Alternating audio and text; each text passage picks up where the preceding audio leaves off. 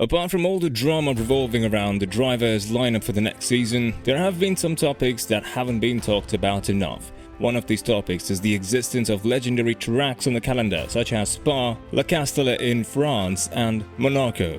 But from all of these tracks, the rumours have been the strongest when it comes to Spa, although all of these tracks' contracts are ending at the end of 2022.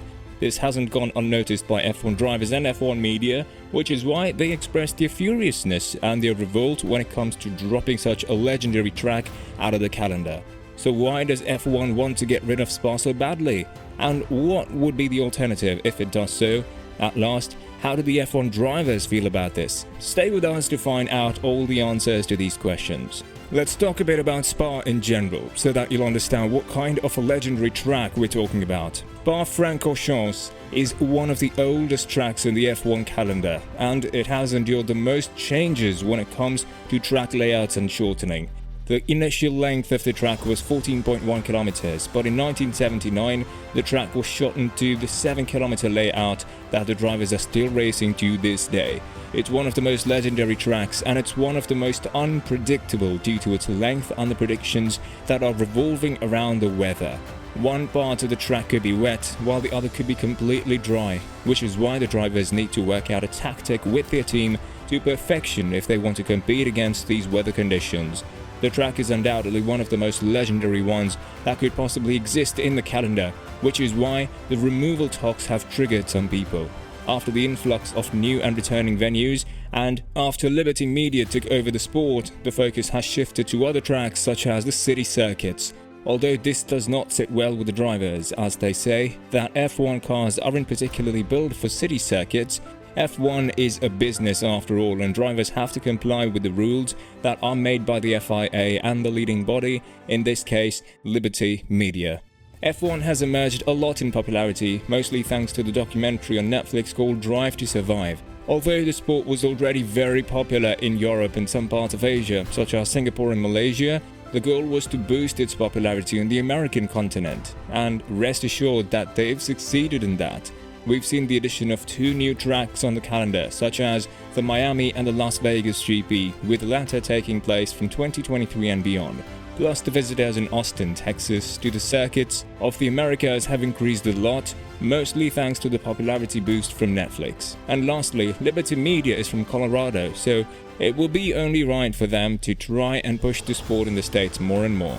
This, however, would see some tracks being dropped out, and due to the financial difficulties that Spa is experiencing, it seems like the track is first on the list if it comes to dropping out of the 2023 calendar.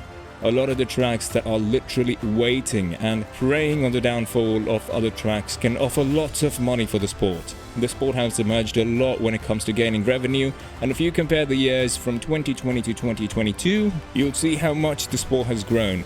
However, the drivers cannot race in 30 races per year, which is why compromises have to be made. One of these compromises includes exiting out of the Belgian GP due to the low revenue it generates for the sport. According to drivers, F1 has become all about the money, and multiple big names have shared their thoughts on the reported decision to drop Spa out of the calendar. Max Verstappen was the first one, as he said that he wouldn't love to race in street circuits at all time. It would be a big shame to lose Spa. It's my favorite track in the world, and also with the recent changes they did to the runoff and stuff, I think it's just an amazing track in the Formula 1 car. Any car, to be honest, with all the high-speed corners and the flow it has in general, said Max. I understand everyone wants to make money, but there is also a limit to that, because it's very important to keep these really cool circuits on the calendar instead of driving in street circuits, which I think F1 cars are not designed for anyway. Apart from him, Carlos Sainz said that the track itself is a gem in the sport, and he hopes that Formula 1 can find a compromise so that it can visit Spa every few years. I think there's a compromise to be found, because in the end I think we all love going to France, to Spa, but at the same time the sport is growing so much. I guess there's a lot of new places that are paying quite a lot of money to be part of Formula 1, and it's difficult as a business point of view to say no to that. I think the best compromise would be to do rotation, and I understand France or Spa maybe cannot afford to be in the calendar every year, but I hope that at least every 2 or 3 years we can visit Spa in a Formula 1 car. I wish that even if Vegas, South Africa, whatever is coming, that we can still go back to France or back to Spa every now and then to keep enjoying those kinds of circuits. Finished science. Other drivers have also expressed their concerns when it comes to the Spa removal from the calendar, with Norris and Gasly being one of them. Even Sebastian Vettel spoke about it, as he plans to retire at the end of the season. As for Norris, who is half Belgian, he said, "I personally have a lot to do with Spa, of course, and I love the circuit. I went to Belgium for many years and spent a lot of time there with my family. I'm looking forward to experiencing the changes and the new tarmac and the new grandstand at Raidelon. I always look forward to Spa. It's one of the coolest circuits all season. It would be a shame to lose Spa. A lot of things these days are just about money, that's the problem. It's a business. It's a historic race for F1, the same as Monaco. As far as I know, they don't even pay in Monaco and it's still on the calendar, same as Monza. So I think Spa should always be there as long as Formula 1 exists," says Norris, who had a horrific crash last season here in heavy rain conditions, causing the red flag during the qualifying session. According to F1, they want to justify the process of the Spa exiting from the calendar due to safety concerns. It's true that the Belgian GP has seen some horrific crashes, as Formula 2 driver Anthony Hubert lost his life in 2019 after the crash in the Eau Rouge Radelian section. Eau Rouge is considered one of the fastest sections in Formula 1 when it comes to corners of any kind, which is why there have been some safety concerns. But along with Pierre Gasly, the problem with the track has nothing to do with safety reasons. Personally, I don't think it has anything to do with safety, but I can't wrap my head around the fact that it's disappearing from the calendar, said Gasly, who expressed Spa as his second home track because it's geographically closest to his hometown. Now, is Formula 1 becoming one huge business venture?